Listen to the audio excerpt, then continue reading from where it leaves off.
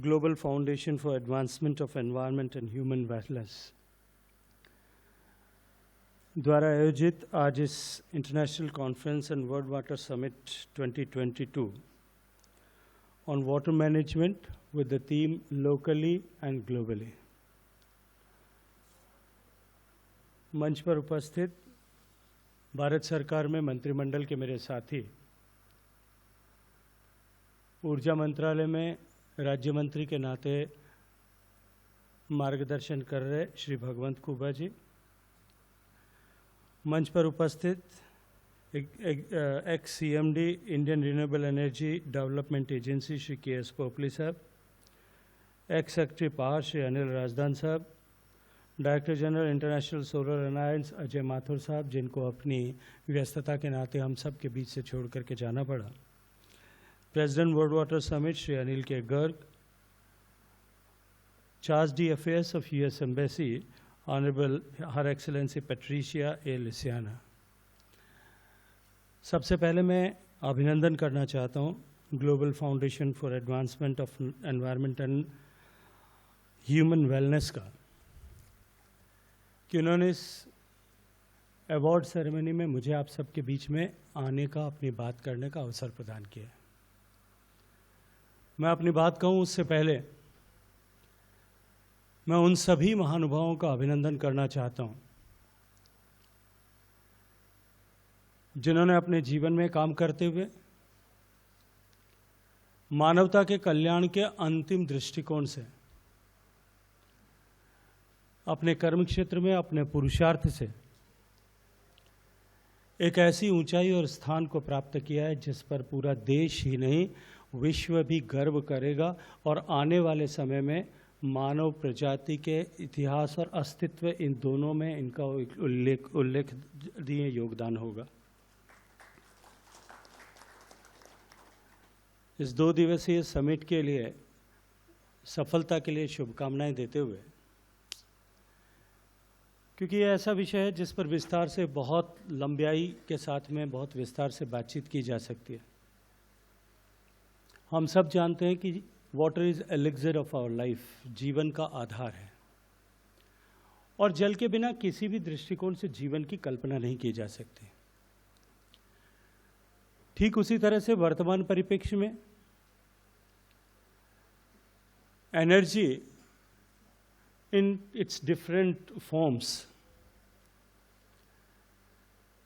that is again it has become very essential and critical part of our life।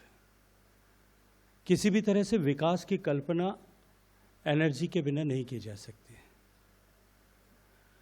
दुनिया के ऐसे सारे देश या सारी अर्थव्यवस्थाएं जिन अर्थव्यवस्थाओं ने पिछले दशकों में या पिछली शताब्दियों में विकास किया है, जो विकासशील से विकसित देशों की श्रृंखला में जाकर के खड़ी हुई हैं, यदि उनकी विकास यात्रा का आकलन किया जाए तो उन अर्थव्यवस्थाओं के विकास का ग्राफ और उस देश में पानी की आवश्यकता, requirement of water and use of energy, उसका ग्राफ,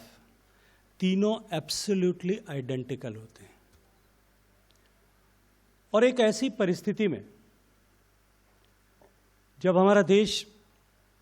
माननीय प्रधानमंत्री जी के नेतृत्व में 2 ट्रिलियन से 3 ट्रिलियन, 3 ट्रिलियन से 5 ट्रिलियन और 5 से 10 ट्रिलियन की तरफ जाने के मार्ग पर एक स्पष्ट लक्ष्य सोच के साथ में ठोस कदमों के साथ आगे बढ़ रहा है,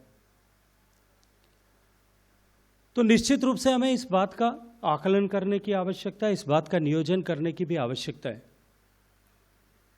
कि इन बदलती हुई परिस्थितियों में बढ़ते हुए कदमों के साथ में हम ऊर्जा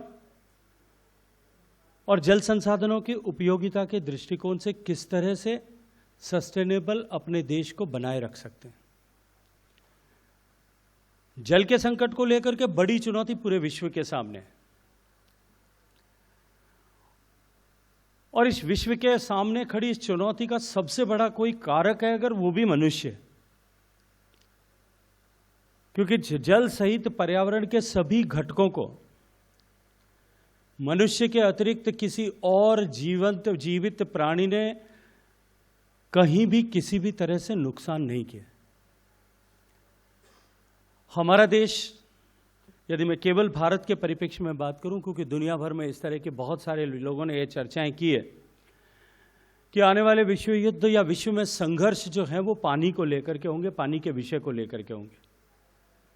यदि वैश्विक परिदृश्य में देखें, जहां इंटरनेशनल बेसिन्स हैं, वहां निश्चित रूप से किसी न किसी तरह की कड़वाहट, bitterness among the relationship of the different countries where they have the co-basins or share the basins, वो निश्चित रूप से है। पूरे देश, पूरी दुनिया में इस तरह की परिस्थितियां। केवल भारत के परिप्रेक्ष्य में बात करूं, क्योंकि हमारी लगभग 92% रिवर बेसिन्स जो हैं वो इंटरस्टेट बेसिन्स हैं।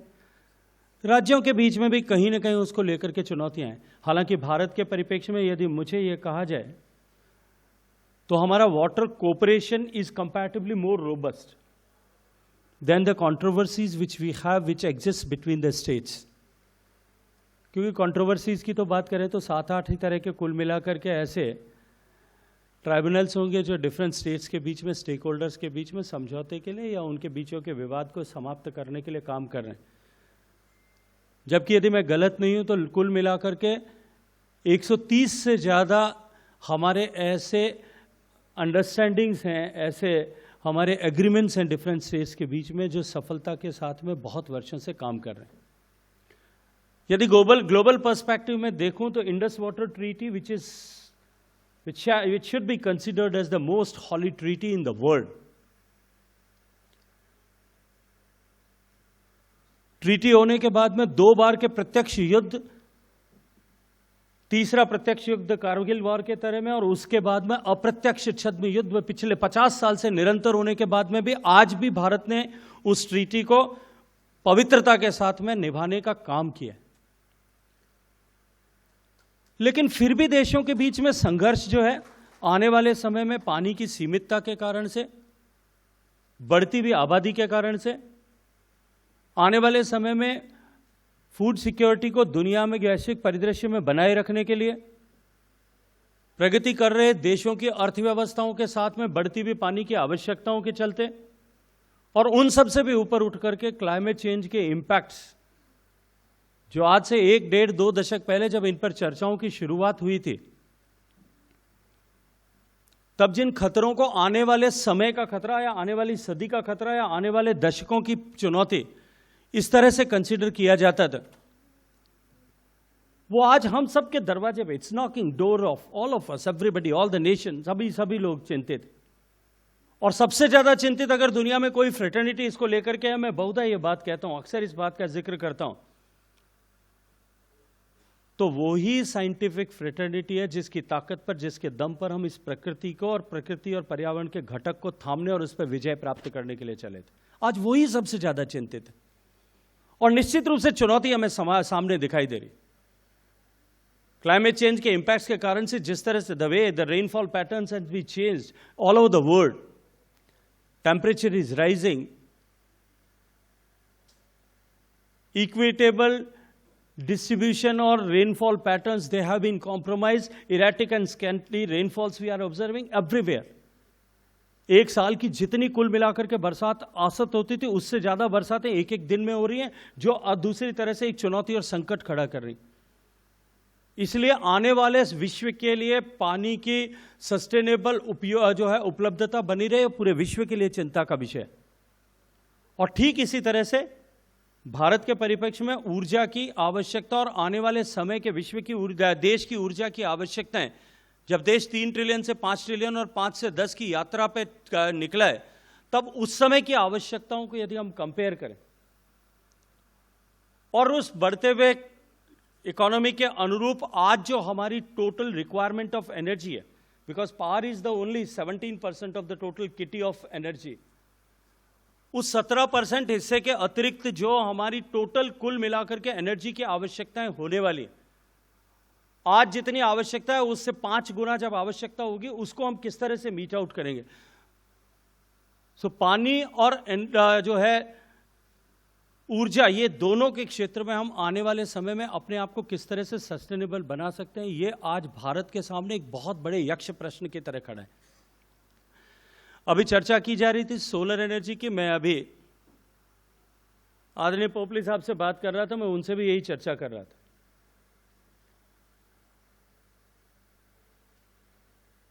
और मैंने कहा कि आने वाले समय में जो आवश्यकताएं होंगी उसके अनुरूप हम जिस तरह से तैयार कर रहे हैं, अपने आप को तैयार कर रहे हैं, उसका निरंतर नियमित आकलन करने की आवश्यकता है। हम सबको इस बात को स्वीकार करना पड़ेगा कि ऊर्जा के क्षेत्र में दुनिया में गोलपोस्ट बहुत तेजी से बदल रहा है। पिछले पूरे एक दशक में कि अगर किसी एक विषय पर in the sector of energy if one subject has been discussed and जिस पर सबसे ज्यादा वैज्ञानिकों ने काम किया है, सबसे ज्यादा रिसर्च एंड डेवलपमेंट हुआ है, that is storage of energy. हम लोग जो है सोलर एनर्जी की तरफ जा रहे हैं, बहुत तेजी से बढ़ रहे हैं, जैसा भगवंत जी ने सम्मान के साथ में कहा। और हम सब के लिए गर्व का विषय है कि जो ग्लोबल कमिटमेंट्स थे उसमें अगर किसी एक देश ने पूरी शुद्धता के साथ में, पूरी लगन के साथ में और उस लक्ष्य को हासिल किया, तो हम सम्मान के साथ में कह सकते हैं कि माननीय प्रधानमंत्री नरेंद्र मोदी जी के नेतृत्व में भारत ने प्राप्त किया। We have achieved the goal and we have contributed and we have inspired the world that whatever commitment we have made, we have completed, and that was not the ultimate target, we are going beyond that. लेकिन उससे भी आगे बढ़ करके यदि पूरी दुनिया में एनर्जी के जो बदलते हुए गोलपोस्ट और उसके इतिहास को उठा करके देखें, जब पहली बार कन्वेंशनल एनर्जी से हम आगे उठ करके एटॉमिक एनर्जी की तरफ आए थे, मैं राजन साहब को, राजदान साहब को अभी कह रहा था, चर्चा कर रहा था कि जब हम उस तरफ में आगे बढ़े थे, neither India was prepared nor we had the capacity at that time कि हम एटॉमिक एनर्जी पर दुनिया में कुछ आगे कर पाते। We were depending upon the other countries, the developed countries for the technology, for the raw material, everything, and still we are struggling. 30 साल 40 साल बाद में जब दूसरी बार एनर्जी का गोल पोस्ट शिफ्ट हुआ और जब रिन्यूएबल एनर्जी की तरफ आए, तब शायद देश का नेतृत्व करने वाले उन लोगों के पास में वो विजन और वो दूरदृष्टि नहीं थी, उसका अभाव था। दो हमने सबसे ज्यादा सोलर एनर्जी को डिप्लॉय किया अपने यहां पर दुनिया में, we have achieved the mark of 40 gigawatt renewable energy, लेकिन आर्थिक दृष्टिकोण से देखें, हमने किसी एक देश को शायद उसके कारण से लाखों करोड़ रुपए से और ज्यादा we have enriched that country, क्योंकि हमारे पास में विजन नहीं था उस समय, ये सोच नहीं था। मैं ये नहीं मान सकता कि आज से 20 साल पहले हिंदुस्तान की ये कैपेसिटी नहीं थी कि हम सोलर चिप्स भारत में नहीं बना सकते थे, लेकिन न जाने क्यों उस समय के लोगों ने उस पर ध्यान नहीं दिया और उसके कारण से आज हम चाहे कितने भी तरह के रेस्ट्रिक्शंस इंपोज कर दें तो भी we are not able to compete the world which the others nations like maybe it is China और इट इज जापान और Germany in the field of manufacturing of solar chips. हम cost competitive नहीं हो सकते। लेकिन अब जब तीसरी बार दुनिया का गोल पोस्ट चेंज हो रहा है और हाइड्रोजन की तरफ पूरी दुनिया बहुत तेजी से बढ़ रही, तब हम सब सौभाग्यशाली हैं कि हमारी आवश्यकताओं के अनुरूप आचरण और व्यवहार करने के लिए एक दूरदृष्टि नेतृत्व नरेंद्र मोदी जी के नेतृत्व में हम सब के पास में है। आज जब हाइड्रोजन की बात अभी भगवंत खूबा साहब कर रहे थे, क्योंकि इनका मंत्रालय है, मुझे ज्यादा उस पर चर्चा नहीं करनी चाहिए, लेकिन क्यों इस मिशन के साथ में प्रारंभ से मेरा जुड़ाव रहा है, इसलिए कुछ विषयों की जानकारी मुझे। हाइड्रोजन का उपयोग एज एन एनर्जी तो शायद 100 से भी ज्यादा सालों से हो रहा होगा, अलग अलग फॉर्म्स में, पहले कोल से, मीथेन से, गैसेज से, नेचुरल गैसेज से, अलग अलग कलर। मुझे लगता है कि हाइड्रोजन एक ऐसा सब्जेक्ट है जिसकी जितनी तरह के हाइड्रोजन्स के जो है नाम दिए गए हैं, तो वो that consist of, that comprises of all the colours of the VIBGYOR. इंद्रधनुष के सारे रंग उसमें, केवल एक हरा रंग बचा हुआ था, जो अब हरा ग्रीन हाइड्रोजन के रूप में पूरी दुनिया उस तरफ आगे बढ़ रही है। अभी हाइड्रोजन के इलेक्ट्रोलाइजर्स की मैन्युफैक्चरिंग की बात माननीय माथुर साहब ने कही थी। माथुर साहब चले गए, लेकिन मैं उनको करेक्ट करना चाहता हूं। Under the leadership of honourable prime minister, मैं आज गर्व से यह बात कह सकता हूं कि पूरी दुनिया की जो इलेक्ट्रोलाइजर्स बनाने की कैपेसिटी है on the latest technology which is the PAM technology, जो cumulative capacity of the world है, उससे 4 गुना हाइड्रोजन इलेक्ट्रोलाइजर्स बनाने का फैब हिंदुस्तान में काम करने लगा है। एंड वी आर ब्लेस्ड कि आज हम सबको गर्व होना चाहिए कि आज हमारे देश में बना हुआ प्लग एंड प्ले हाइड्रोजन जो है, plug and use hydrogen, America में एक्सपोर्ट हो रहा है। और आज हम उस कगार पर खड़े हैं जब इस तीसरी बार बदलते हुए परिदृश्य में हम दुनिया को लीड कर सकते हैं। टेक्नोलॉजी की दृष्टिकोण से भी, मैन्युफैक्चरिंग की दृष्टिकोण से भी कुछ पॉलिसी डिसीजंस उस पर लेने हैं, कुछ की चर्चा भगवंत खुबा साहब ने की है, और बहुत सारी चीजें इसको लेकर के पाइपलाइन में। मैं बिल्कुल स्पष्ट देख रहा हूं दुनिया में कि हाइड्रोकार्बन फ्यूल जो है वो दुनिया से अब विदाई की तरफ आगे बढ़ गया, और आने वाले समय में sustainable source of driving the automobiles, that fuel is going to be either hydrogen or electricity, power storage में जैसा मैंने कहा जिस तरह से काम हो रहा है, hydrogen can be one of the media and simultaneously other, because lithium का अपना लिमिटेशन है, लिमिटेड अवेलेबिलिटी है, उसके कारण से जिस तरह से पूरी दुनिया and the entire automobile sector of the world that has been divided vertically into 2 segments, one is EV and the other is hydrogen. Toyota is leading hydrogen and the other segment led by Tesla, वो अपनी तरफ से काम कर रहा है। और मैं कहता हूं कि भारत को हम दोनों परिप्रेक्ष्य में एक साथ में दोनों को साथ लेकर के काम करने की आवश्यकता है। और भारत जैसे देश के लिए यह अत्यंत महत्वपूर्ण भी है, क्योंकि हम अपने ग्लोबल, अपने फिस्कल, अपने जो है ट्रेड डेफिसिट को कंसिडर करें, 12 लाख करोड़ के ट्रेड डेफिसिट में से हमारा 10 लाख करोड़ का ट्रेड डेफिसिट का कंट्रीब्यूटर तो अकेला हमारा क्रूड ऑयल का इंपोर्ट है, और बचा हुआ जो है उसमें से भी 1-1.5 लाख करोड़ रुपए का जो है फर्टिलाइजर सब्सिडी है। दोनों को इससे जो है बाहर किया जा सकता है। मैं बहुत सारे पॉलिसी इनिशिएटिव्स ऐसे हैं जो पाइपलाइन पे हैं, जिनके बारे में अभी चर्चा नहीं करना चाहता, न करना उपयुक्त होगा। लेकिन मैं विश्वास के साथ में आज एक बात कह सकता हूं कि आने वाले एक दशक का एनर्जी चैंपियन अगर दुनिया में कोई देश होगा तो वो भारत होगा, इसमें कहीं कोई संदेह नहीं। पानी पे के परिप्रेक्ष्य में बात करूं, माननीय प्रधानमंत्री जी ने पानी का उपयोग, उसकी महत्ता और आने वाले समय में उसके कारण से बढ़ने वाली चुनौतियां, जिन चुनौतियों का जिक्र मैंने अभी आपके सामने किया, भारत के सामने चुनौतियां और भी बड़ी हैं। जैसा अभी बातचीत के प्रारंभ में किसी ने उल्लेख किया था कि we have only 18% of the global population and also 20% cattle population of the world. Her excellency ambassador was mentioning this, but we have blessed with only 4% of the potable water of the world. और हमारा देश, the country जहां पे water was worshipped as a god and goddess, but मुझे बहुत दुख के साथ में कहना पड़ता है कि जहां हमारी इतनी बड़ी पुरातन लिगेसी, इतनी सांस्कृतिक मूल्य थे, इतनी ऐसी अवधारणाएं थी, जल को जगदीश मानने की परंपरा थी, उस देश में आज दुनिया के सबसे ज्यादा कंटेमिनेटेड वाटर रिसोर्सेज है। इसलिए हमारी चुनौती और भी बड़ी, बढ़ती हुई पॉपुलेशन हमारे लिए और बड़ी चुनौती। जो वाटर का टोटल वाटर अवेलेबिलिटी जो हमारी आज से 50 साल पहले, it used to be 5000 plus cubic metres per capita per annum, that has been reduced and come down to 1500 cubic metres. और ऐसा इसलिए नहीं है कि हमारे यहां कोई बरसात की उपलब्धता कम होगी, उस समय भी 5-4 बिलियन क्यूबिक मीटर्स पानी जो है हमको प्रेसिपिटेशन से, स्नोफॉल से मिलता था, आज भी उतना ही मिलता है। But our population has increase and multiplied 3.5 times, so that our availability has reduced to 3.5 times। और उसके बाद में जिस तरह से अर्बनाइजेशन हो रहा है, जिस तरह से मैंने कहा कि इकोनॉमी का डेवलपमेंट हो रहा है, हमको जितना पानी की आवश्यकता होने वाली, और ये जो क्लाइमेट चेंज का इंपैक्ट जिस तरह से रेनफॉल पैटर्न्स को डिस्टर्ब कर रहा है।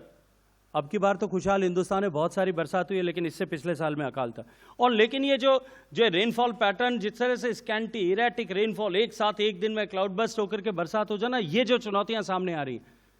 और भारत का संकट और भी बड़ा इसलिए है कि हमारी केवल हिमालयन स्ट्रक्चर से आने वाली कुछ नदियों को छोड़कर के बाकी सारी नदियां जो है, almost 90% of our rivers are rainfed rivers which flows 40 days, 45 days. Majority of our small rivulets are drying up.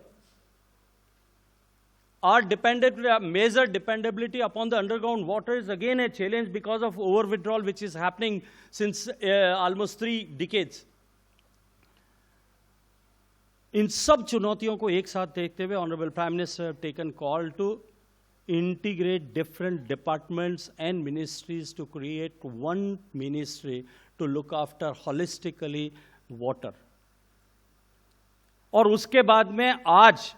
मैं विस्तार में नहीं जाना चाहता, लेकिन पूरे देश नहीं, पूरी दुनिया में सबसे ज्यादा पानी को लेकर के, सबसे ज्यादा एस्पेक्ट्स पर पानी को लेकर के किसी एक देश में अगर काम हो रहा है तो वो भारत में हो रहा है। मैं सम्मान के साथ में ये कह सकता हूं।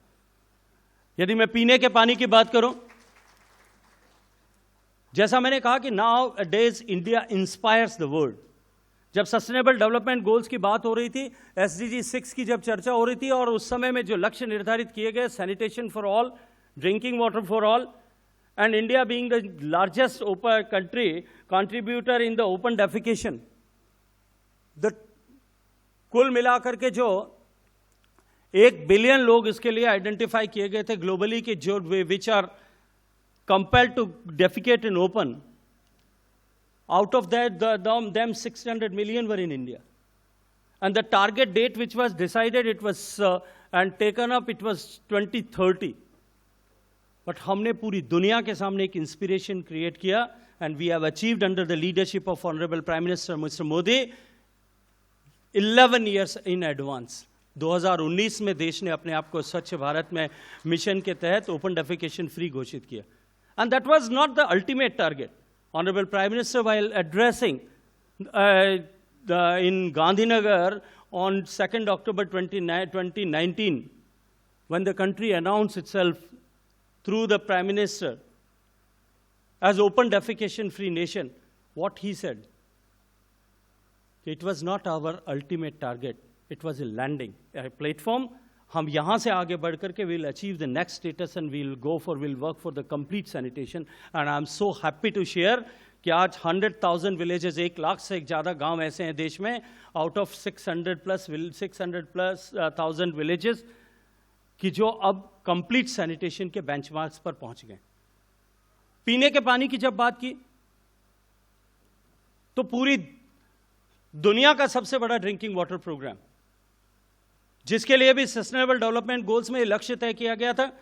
कि हम 2030 तक करेंगे। माननीय प्रधानमंत्री जी ने कहा कि हम 2024 तक इस लक्ष्य को प्राप्त करेंगे और देश की महिलाओं को ड्रेजरी से मुक्ति दिलाएंगे, देश में हर घर तक पीने का स्वच्छ पानी उपलब्ध कराएंगे। And I am happy to share here कि 10 करोड़ कनेक्शन, 100 मिलियन कनेक्शंस जो हैं हम ऑलरेडी दे चुके हैं देश में। ये 10 करोड़ परिवार ऐसे हैं जिनको पीने का स्वच्छ पानी नल के माध्यम से मिलने लगा है। और जो क्वांटम, जो टारगेट्स की अगर बात करें, कितने बड़े टारगेट्स को लेकर के हम काम कर रहे हैं। भारत में 19 करोड़ परिवार हैं जिनको पीने का पानी पहुंचाने की जिम्मेदारी जल शक्ति मंत्रालय को माननीय प्रधानमंत्री जी ने दी। 19 करोड़ को अगर आप इस परिप्रेक्ष्य में, दुनिया की आबादी के परिप्रेक्ष्य में देखें, चाइना हमसे ज्यादा आबादी वाला देश है, उनको एक तरफ छोड़ दें, दुनिया के केवल 5 देश ऐसे हैं, United Nations, Indonesia, Pakistan, Nigeria, Brazil, जिनकी पॉपुलेशन 19 करोड़ से ज्यादा होगी। पूरे एंटायर यूरोप की जितनी पॉपुलेशन है, लगभग 74-75 करोड़ के आसपास में पॉपुलेशन होगी पूरे यूरोप की। पूरे यूरोप की जितनी जनसंख्या है, उतनी को पानी पिलाने की जिम्मेदारी के साथ में नरेंद्र मोदी जी के नेतृत्व में मेरा मंत्रालय काम कर रहा है, और हम इस लक्ष्य के साथ में कर रहे हैं कि हम आने वाले 2 साल में इसको पूरा करें। अब जो जिस मैग्नीट्यूड पे भारत, जिस स्केल पर भारत काम कर रहा है, निश्चित रूप से पूरी दुनिया के भारत के पीछे खड़े हुए देशों के लिए, जो विकास की यात्रा में भारत को फॉलो करते हैं, उनके लिए भारत आज पूरी दुनिया में मोदी जी के नेतृत्व में एक इंस्पिरेशन के रूप में काम कर रहा है। हम हर खेत को पानी किस तरह मिले इसकी चिंता करते हैं। हम ग्राउंड वाटर रिचार्ज के लिए पार्टिसिपेटरी वाटर मैनेजमेंट जन आंदोलन बना करके काम करने के साथ साथ में डिमांड साइड मैनेजमेंट पर काम कर रहे हैं। आज मैं गर्व के साथ में कह सकता हूं that we have mapped 25 lakh square kilometres of aquifers in the country. जो क्रिटिकल जोन थे उन सब का हमने विलेज वाइज एक्शन प्लान बनाया कि किस तरह से हम ग्राउंड वाटर को रिचार्ज कर सकते हैं। लेकिन इन सब के साथ साथ ये सारे विषय जो सरकार ने किए हैं, इन सब के साथ में यदि सबसे बड़ी आवश्यकता किसी एक चीज की है, that is people's participation. And Honorable Prime Minister have taken this and given this mantra that however big the challenge is, but if the people and the society take on that challenge on their shoulders and start working for that, that challenge can be defeated and success can be attend. कोई भी कितनी भी बड़ी चुनौती आ जाए, और ऐसा हमने बहुत सारे उदाहरण में दे सकता हूं, because of positive of time मैं नहीं बोलना चाहता, जहां जहां समाज ने इस विषय को धारण किया वहां सक्सेसफुली हमने प्राप्त किया। और इस जल संरक्षण के आंदोलन को, जल जन के आंदोलन को भी जन जन का आंदोलन हमें बनाना पड़ेगा। उसके लिए देश के हर एक व्यक्ति को साथ आना पड़ेगा। आज देश आजादी के 75 साल पूरे कर चुका है, और 75 साल पूरे करने के इस पायदान पर जो माननीय प्रधानमंत्री जी ने लाल किले के प्राचीर से अभी देश का आह्वान करते हुए कहा कि अब भारत को 5 लक्ष्य लेकर के, 5 प्रण लेकर के काम करने की आवश्यकता। उसमें पहला प्रण जो है कि अब भारत को विकसित भारत से कम का कोई भी जो है संकल्प किसी भी तरह से स्वीकार्य नहीं है। हम 25 साल में जो कुछ हम नहीं कर पाए 75 साल में, जिन किन भी कारणों के कारण से नहीं कर पाए होंगे, उनकी अब समीक्षा, आलोचना, विवेचना करने की आवश्यकता नहीं है, लेकिन उन 25 सालों में उस लक्ष्य को भी प्राप्त करेंगे। और आने वाली पीढ़ी, एस्पायरिंग इंडिया जिस तरह के भारी भविष्य की कल्पना करता है, उस तरह का भारत बनाएंगे, ये भी सुनिश्चित करेंगे। 25 साल में हम जो है दुनिया का सबसे संपन्न, शक्तिशाली और समृद्ध देश भारत को बनाएंगे। इसका संकल्प लेकर के आगे बढ़ने की आवश्यकता है। लेकिन उनके जो 5 प्रण है, उन 5 प्रण का अंतिम विषय जो है कि पूरा देश उसके लिए संकल्पबद्ध होकर के जुटे, 130 करोड़ लोग जुटे। We all have to accept this, that India is transforming, and whenever transformation occurs in any nation, any country, any society, any organization, उसके काम करने वाले लोग, उस पीढ़ी के लोगों को they should consider themselves blessed, and they should own the responsibility of transformation on their hands. और जो जितना बड़ा है, जितना समर्थ है, उसकी उतनी ही बड़ी जिम्मेदारी है। हम सब लोग जिम्मेदारी लेकर के देश को आगे बढ़ाने के लिए, जल और एनर्जी की दृष्टिकोण से सुरक्षित बनाने के लिए, माननीय प्रधानमंत्री जी ने 2021 के अपने लाल किले के प्राचीर से जो भाषण में कहा था कि मैं तिरंगे को साक्षी मान करके आने वाले 25 साल में देश ऊर्जा के दृष्टिकोण से आत्मनिर्भर बने, और अब की बार जो कहा कि हम देश को जल समृद्ध बनाएंगे, इन दोनों लक्ष्य पर, क्योंकि इसी विषय से जुड़े हुए सब लोग यहाँ उपस्थित हैं, हम सब लोग भी संकल्पबद्ध होकर के प्रधानमंत्री के साथ जुटें और अपने आने वाले समय में 25 साल बाद के लिए हमारा देश कैसा होगा, शायद मंच बदल जाएगा, हम लोग बदल जाएंगे, लेकिन देश रहेगा। और देश उस समय जब देश का इतिहास लिखा जाएगा तो निश्चित रूप से इस बात का उल्लेख करेगा कि आज़ादी के समय में जो लोगों ने बलिदान दिया था, उस बलिदान को सार्थक करने के लिए इस अमृतकाल की पीढ़ी ने योगदान किया है। हम सब लोग योगदान के लिए तैयार हों, इस अपेक्षा के साथ में एक बार फिर सभी का अभिनंदन। जय हिंद।